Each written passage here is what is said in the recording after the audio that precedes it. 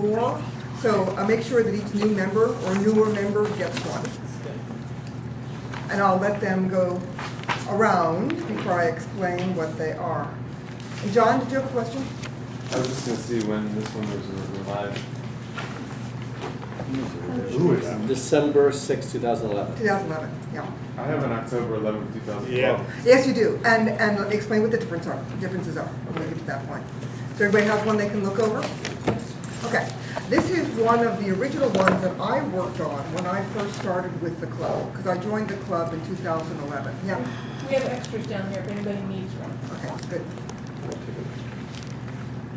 I'll take it. Thank you for sharing them out. How the sale go? Pardon me? How the sale go? Another topic. Okay. So again, back to October 11th. This is one of the things that I put together working with Cliff and some of the other members of the club. What happened in 2012 was that Christie, as president, wanted to change the agenda around so that the president would do the flag salute and announcements, and then she didn't show up to do that.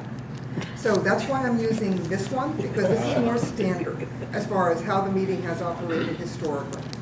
Does that make sense? Is that? Yes. That's why I chose this one.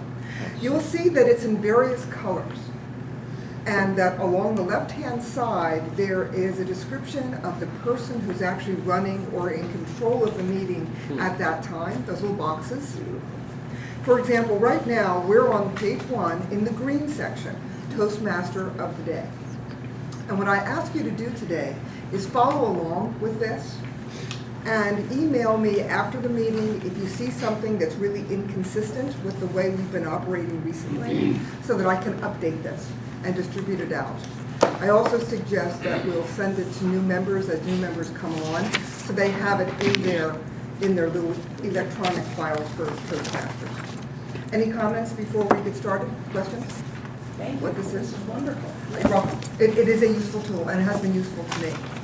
Now, what I do as Toastmaster of the Day, each time I do that task, I actually create my own custom script using this as a basis, and then I add the names of the various roles of the people who will be speaking and various kinds of introductory tips. So you'll see me with mine looks a little bit different because I'm working from my own personal script. It really helps with keeping right along with the time of the meeting, because you Helps can me just a lot. refer to it. Yes. Can you email that again? Yes, and after I finish this, Yeah. I'll email it again, and then I'll email it again after we get the revisions, if people have revisions or corrections. Yeah. All right. Madam Toastmaster, and just a little hint there, you can reuse this and just use stick-it notes here and put the first person's name, and then when the meeting's done, pull it off, and you don't have to. Okay, more pencils. So you're trying to stick us? Caleb, Is it my turn to be introduced, or tell me when? not yet, sir. Okay. All right, any more questions? All right, let me move on then. And at